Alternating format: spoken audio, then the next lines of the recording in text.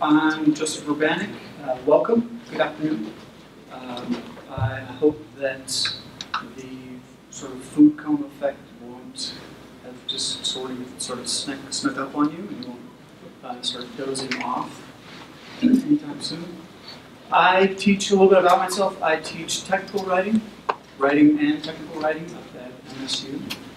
As I was telling Ben earlier, I hope, are there any members of the MSU administration in the audience? So it's okay if I make some snide or caustic comments about my erstwhile employer.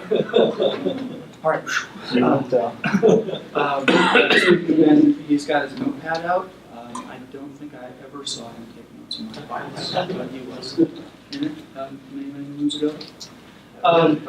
Okay. All right.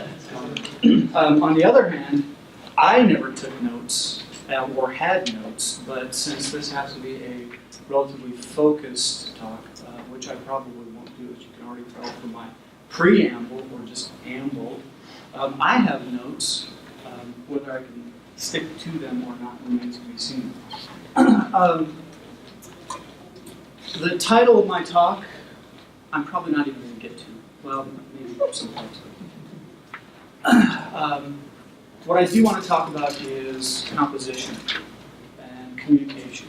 And while I'm going to be speaking about writing, you can use that as a synonym for composition and communication throughout this talk, because that's something that is crucial in any endeavor and is increasingly crucial in technology businesses and in startups. Now, just before we get too far along, show of hands, how many of you are developers? Almost an overwhelming preponderance. Not that that's a bad thing.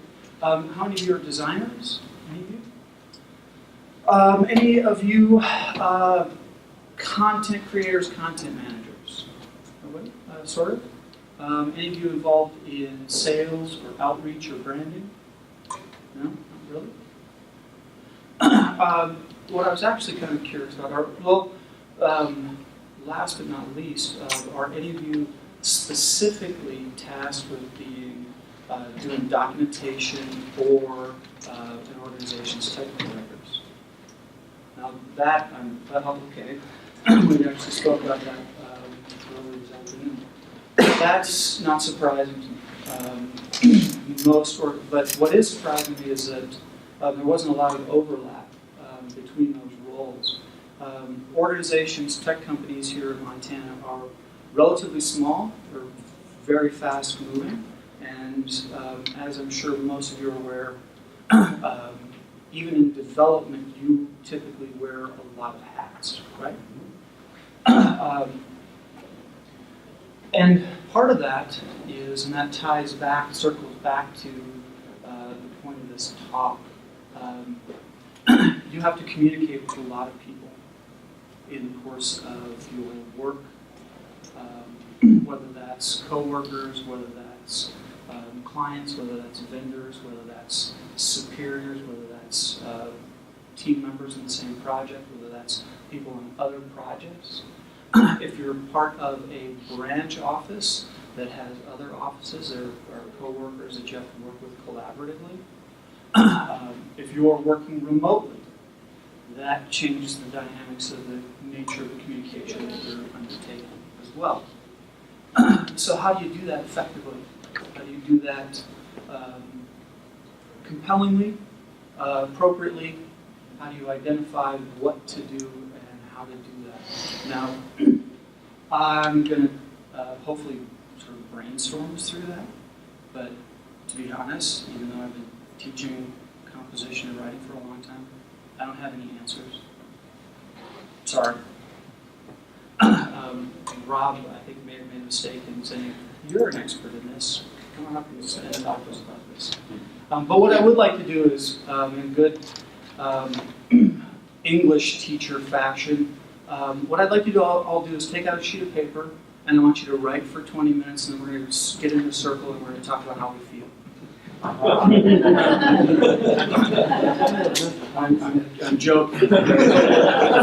One of two things would happen. Either you would run to the front of the room to pummel me, or you would run to the presentation next door or the presentation around the corner in the auditorium. I'm guessing, right? I mean, if you want to do that, if you want to talk about how you feel, we can try that. But, I'll just have to tear up these notes that I have. And that's kind of an indication of my teaching style. Basically, that's how I teach. And I'm kind of guessing that's sort of how many of you were dumped into development in your respective jobs. Am I correct? I'm kind of hoping that this talk is a little more focused than that. Not much. Writing is not easy. Development is not easy. There's a lot of overlap. One thing that I hope to not do in this talk is to not use a lot of developer programming allusions and metaphors, because that would just be me pandering.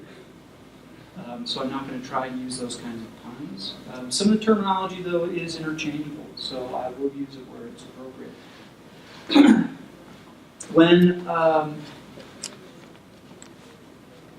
in first working on the outline for this talk, and I asked Rob, like, okay, you want me to come and speak? What would you like me to talk to a group of developers about? So, well, we have some issues. We're in small startups, and we really don't know how to present ourselves to other people outside of our organizations. So I had planned on doing an entire talk on that kind of delivery of tone, and that's where I came up with that voice, that title, how you present yourself through your voice, and how that should be integral as considered a best practice in terms of your work.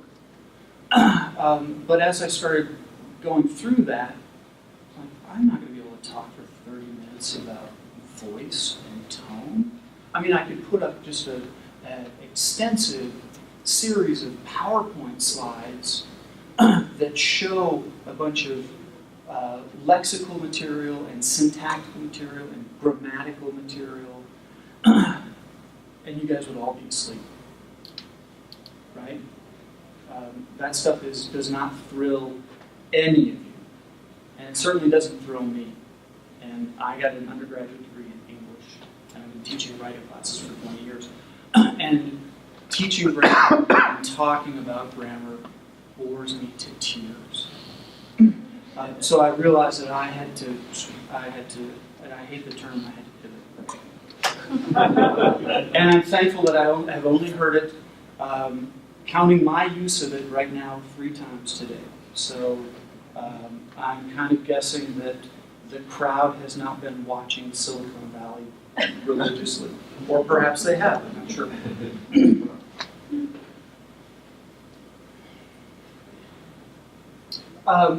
In good academic fashion, I thought that I would kind of, just as a counterpoint, look it up on Wikipedia, and also instill some really bad habits by starting this with showing you a definition of a term. Now, if any of you have taken any of my classes, which I see some familiar faces, like, wow, that would have given me a big red check mark, not at the top for something I have done correctly, but in the margin for something I should never do. So I'm being academic here, I hope. But what all of this means is that voice should be shaped to improve how you make your writing meaningful to the reader. And that's all well and good. But how specific is that? How precise is that? Not very, right? It's missing a lot. It's missing quite a bit that is applicable to you. And actually, it's missing quite a lot that's applicable to anybody who has to write.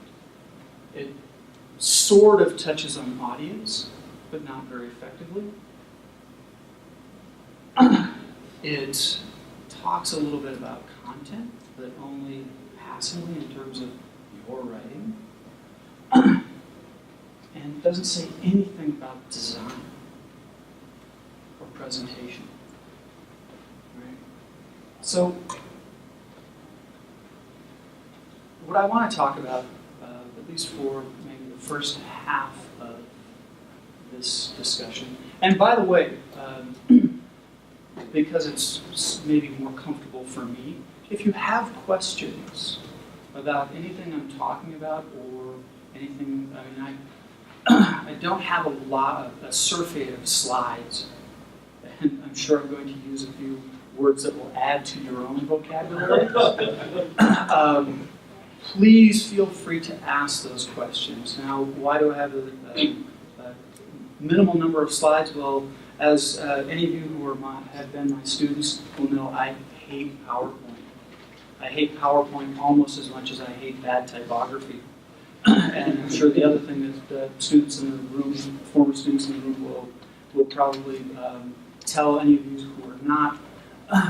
Instead of lecturing, I'm notorious, especially amongst the students who are computer science majors, for my extended rants about how much I hate and how bad Comic Sans is. Again, that's a diversion. But back to this. I'd like to propose a better model for, and as a framework for thinking about your writing and your communication, your outreach to people you've got to communicate with in some capacity. Being able to maybe not answer all of these questions, but at least pose them and come up with some follow-ups as to who or what they might entail. Who are your readers? What should they know? And how will you tell them? So let's start off with the who. All right? That's that audience component that I had shown previously. One of the first things that you need to do as a writer, I think, is to adequately identify to whom you're addressing your communications to. Who are these people? What do you know about them? Now, actually there's a certain amount of overlap with some of the other talks that we've had earlier today. Jason from Workiva was talking about building user profiles, which I think, and he was discussing a little bit about user personas, which is very applicable. It's not just in the realm of user testing or user experience or user interface design. It's something that is appropriate to communication. One of the things that you need to do is begin building a profile of the person that you're communicating with. Now, I don't expect you to turn into FBI behavioral analysts. You're not trying to track down a serial killer. But you should have in mind a picture of the person on the other end of that email. A picture in your mind of the person to whom you're text messaging or that you're composing documentation for. Part of that is trying to figure out, what's your relationship to that person? Again, is that a peer? Is that somebody who is down the hall that you just don't want to talk to face to face? It's safer for me to not lose my temper, to say this via email, or to jump on our organization's Slack channel and be snide and snarky, but I'm basically protected by a certain degree of faux anonymity. Great. That's very adult, isn't it? And, I mean, we'll talk about a little bit later how the technology actually lends itself to some of these problems. So, but you have to, as a writer, as a communicator, you have to figure out what your relationship is to your reader. You have to figure out who that person is, not just in terms of a human, in terms of a personality, but is that a supervisor? Is that a coworker on the team that is lower on the pecking order or higher, but still on the same team? Is that somebody who works collaboratively with you, but is in 6 time zones away? What does that mean? Right? We often don't tend to think about that because we're so used to this 24-hour communication cycle that, and the leveling effect that technology introduces, that cues like what somebody is wearing, what their facial features are, what their, the way in which they comport themselves physically is lost.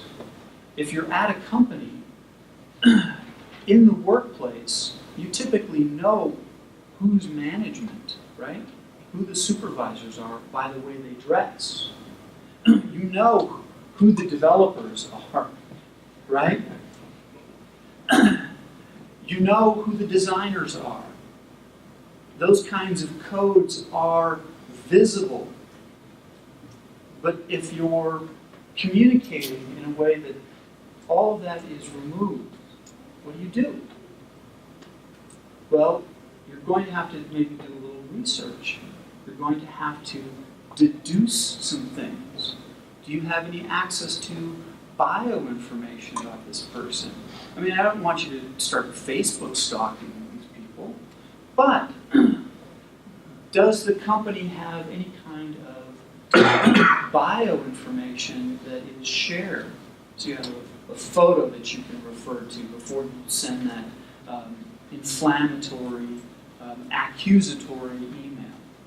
Like, who is the person that's going to be receiving this, right? Likewise, not only who's this piece of communication intended for, but who is going to read it? Is this something that not only the recipient is going to read, but 3 or 4 of their closest work colleagues? The project manager? Is this something that's going to be on a public Slack channel? Now, with text messaging, you really don't have to worry about that. But what about Twitter or Facebook? If you're using social media for quick and dirty, relatively real-time communication, this stuff is out in the wild, right? The intended recipient is not the only reader.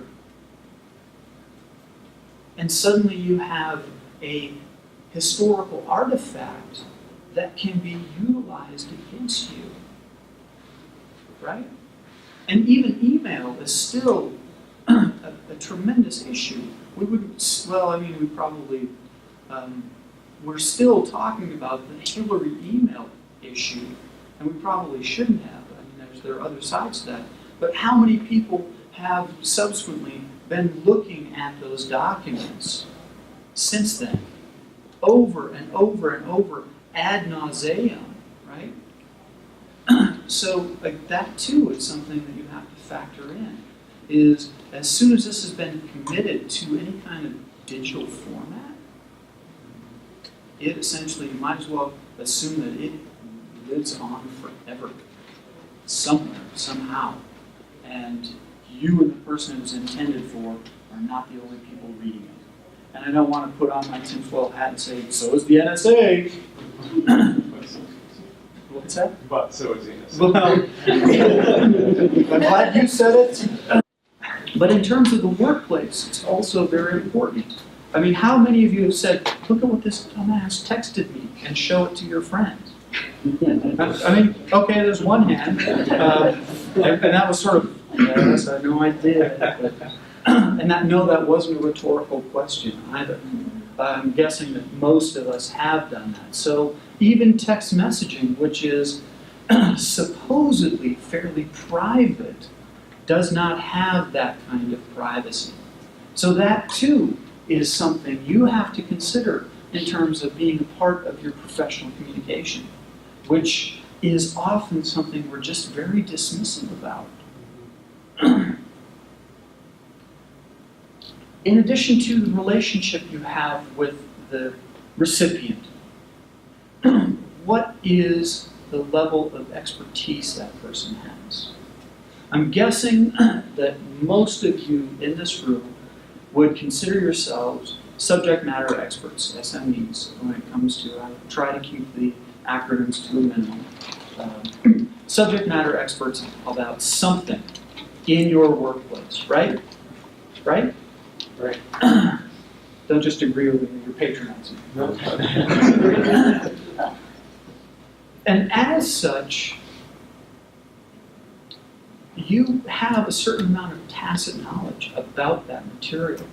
So how many times have you initiated a conversation with someone who doesn't know as much about that with the assumption that they did, or in a way that was demeaning or patronizing? It's like, well, if you don't know this, then you're not a big enough dog to play in this park. So, and then you're dismissive. Well, where does the communication go from there? It stops, doesn't it? Right? Because again, you, as a communicator, you have started on the wrong foot, because you obviously didn't take into consideration that here's someone who actually wants to communicate with you, who doesn't have your level of expertise. Or what happens when you're in the inverse position? You don't know quite as much about something, and you know you have to approach somebody who knows more. That's difficult to do, isn't it? To come up to somebody and say, yeah, I need a little bit of help about this. You're probably more likely, and I'm just as guilty of this as anyone, to spend probably 3 to 5 times longer on Google, Stack Overflow, Stack Exchange, looking for these answers so that I don't have to have that potentially embarrassing conversation with somebody. Could you tell me this? All right? So that too is something that you have to factor in. Now, what about preferences or expectations? When you get into a conversation with somebody, and do you know if they want to hear something, or if they need to hear something, or if they expect to hear something? Say you're talking to a client. The client does not want to hear you badmouth your own product, right? Or to be humorous about it. They reached out to you for information about that.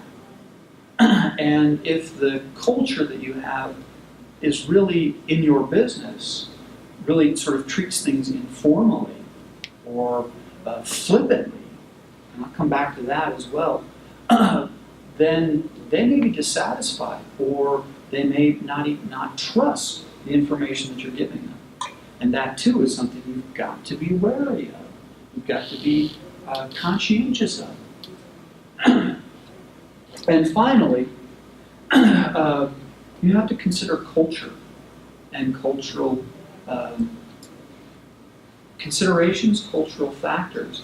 Now, I thought it was very interesting that Jeff this morning was talking about culture. I was like, okay, actually that's why I have this little thing open, because I was taking notes this morning. I'm like, oh, hey, this talk is, I referenced Jason. It's like, how many of these things can I fit into? Oh wait, they covered this already? Well, I'll mention that again. I'll name drop.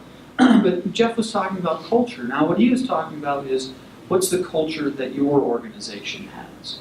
But as someone who's communicating, you also have to be thinking about what's the culture of the person you're communicating with. If you're dealing with clients or vendors, they have a distinct culture. Does your organization have a culture that limits it? Are you dealing with not just organizational cultures, but global cultures in countries or parts of the world that are radically different? We have a strong work ethic here in Montana, right? But how does our work ethic here compare in terms of generalized ideas to parts of Asia? It's a little bit different, isn't it? And so if you are communicating with people in that part of the world, what do you know? What do you not know? And what are the things that are going to make you feel foolish or like you've transgressed any boundaries? That too is something you've got to factor in. Now, let's move on to the what. Now, previously I mentioned the content. Well, that's this. Oh, by the way, this wonderful graphic here is a project management Gantt chart from NASA from 1977 for their Ranger lunar probes. And it's like, that pretty much covers everything. I'm just going to leave it at that, and that's like 10 minutes of my talk. You can just stare at that and go, ooh.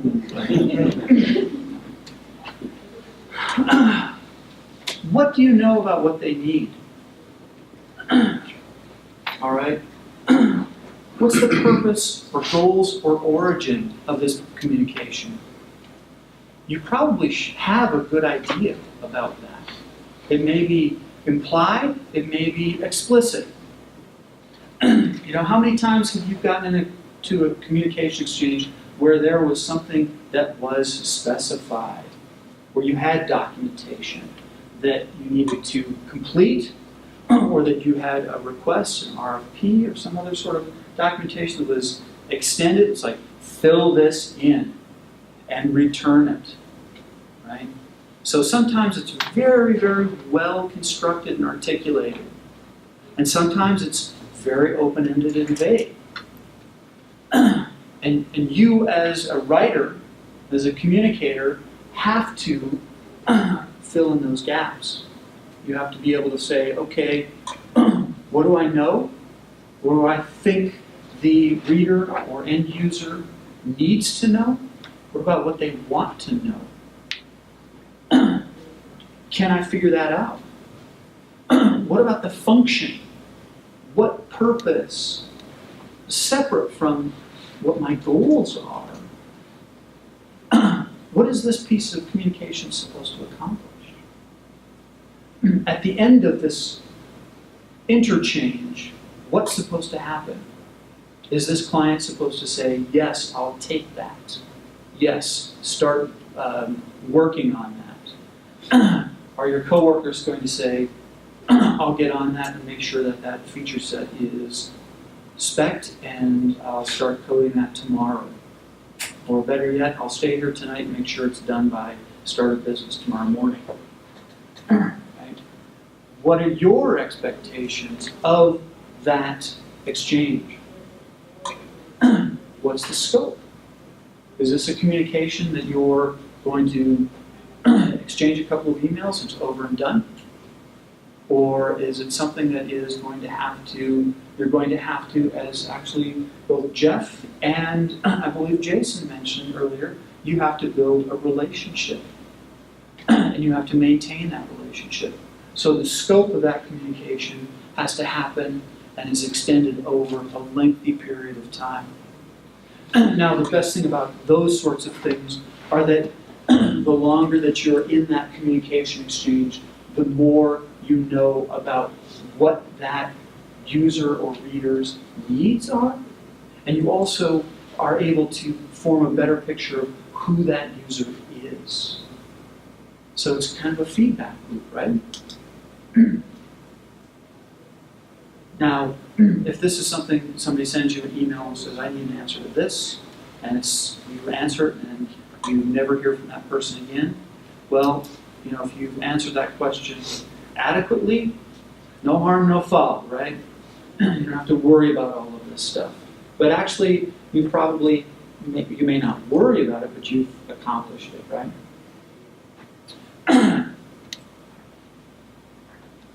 Third, the how, and I need to move along here pretty quickly. That's entirely sarcastic. How do you address them appropriately? One thing I want to talk about here that's most important is tone. Here in Montana, we have a certain kind of pride in our informality, right? I mean, looking at me and around the room, we can sort of see business casual in terms of attire from where we're standing, right? And you guys are, in your sartorial splendor, but we cultivate a certain kind of informality, right? And in our own work cultures, in our personal culture, in our professional culture, right? But is that always to our advantage? Not always. And it's something that we have to work on. And actually that comes back to the genesis of this talk, because I think that was what Rob was asking me to address. How do you arrest that? It's very, very hard to combat that kind of it's not a lack of professionalism, and it's certainly not being unprofessional, but it is basically treating formality and informality as a very, very flexible and fluid thing that can be, in some cases, harmful. And we actually see this reinforced in interfaces. How many apps, once you've signed up, greet you with a splash screen that uses your first name with an exclamation point, right? Like, you're a piece of software. Exclamation points? No, sorry, not allowed, unacceptable. We're not best friends because you're not real. And what's interesting to me is that those kinds of decisions in terms of tone spill over into documentation and in user interfaces. When the designers and the developers and the UI and UX people are all saying, we're being playful and warm and fuzzy, and our users will love us for that. No, it's actually kind of creepy. It's like clowns at birthday parties. Yes. So what do you think of Slack? I'm on the fence about Slack. I like some things about it, and I dislike some things about it. I use it when I have to, and it's far better than every other messaging tool that exists. I would love to have an opportunity to utilize it in an educational situation, because none of the tools that we have, to come back to my comments about D2L, desire to learn, our learning management system. Yeah, the air quotes there, the scare quotes were, there's nothing ironic there. The discussion mechanisms there are terrible, and something like Slack could be utilized really effectively in fomenting really rich discussion, right? But it also has the potential to derail that discussion and to foster not just trolling, but just being off topic, right? So again, as a sort of an observer of culture and language, it's like, I don't know. Yes, Maybe or not. It's better than what we have, but that's because what we have sucks so bad and has for so long. Like, wow, we have all these other tremendously powerful and capable and really interesting software systems. Why has this one been left to languish? Messaging. I don't know. Anyway, that's a good question. One of the other things I'll touch on and then maybe turn it over for some questions. I do want to talk a little bit about maybe what comes next after this. If I can extend into that a little bit, I've had to ask our moderators if that's okay, because I am running over. And I thought I was going to end at 20 minutes. Is that okay? All right. One of the things that I absolutely, it's a verbal tic that most of us have. But in terms of setting a tone with the person you're communicating with, and granted, this is something that we don't use in text messaging yet. I mean, I don't think they have an emoticon for this, thankfully. And I don't think that there's a mechanism for utilizing this in Slack or email. But in verbal communications, how many of you, when you say something that is a statement, you, first of all, inflect it so it's a question, and then you follow that up with a real question. Do you know what I mean? How many of you do that? I like the inflection there. Yeah, sure. Wow. When did we as a culture absolve ourselves of making statements that were, declarative? Yes, you should do this. You know what I mean? No. Make the statement, move on, right? Don't ask what is essentially a rhetorical question that undermines your authority, and the person on the other end of that is like, what? Yes, I know what you mean. You're insulting me. Yes? I just have to comment. It feels like a lot of professors say that when they're up at the board. They're like, you guys follow what I say? Well, And now, then they just, now continue as a teaching tool, there's a slight, again, it's a fine line, a slight distinction between are you following this? And granted, if there were, 3 whiteboards full of differential equations, right. It's appropriate to say, is this understandable? But when you state a single sentence and then follow it up with basically, did you follow that? Like, no, I'm not deaf. I heard and understood what you articulated. Smack, right? Now, the last thing I want to touch on real briefly, because I know we're all anxious to get down to the auditorium and win prizes, is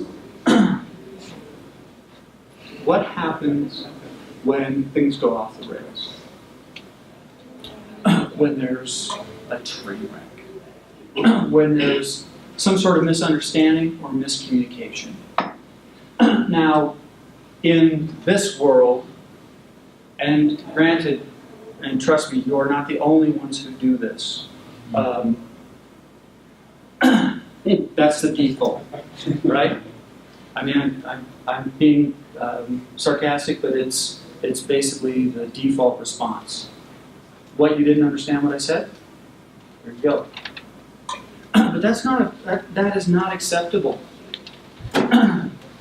Arrogance and standoffishness are just as bad as being flippant in our tone. It will have undermined any kind of relationship that you will have built with that client, or with that vendor, or with that coworker, or with that supervisor or project manager, or any person you have to work with. Right? You have to break yourselves of this habit. And I would probably be able to do an entire talk on the origin of and embracing, right? That's outside of the scope of this. Now, any questions at this point? I mean, I have a whole list of resources in terms of how you can help your writing. I didn't even get to that.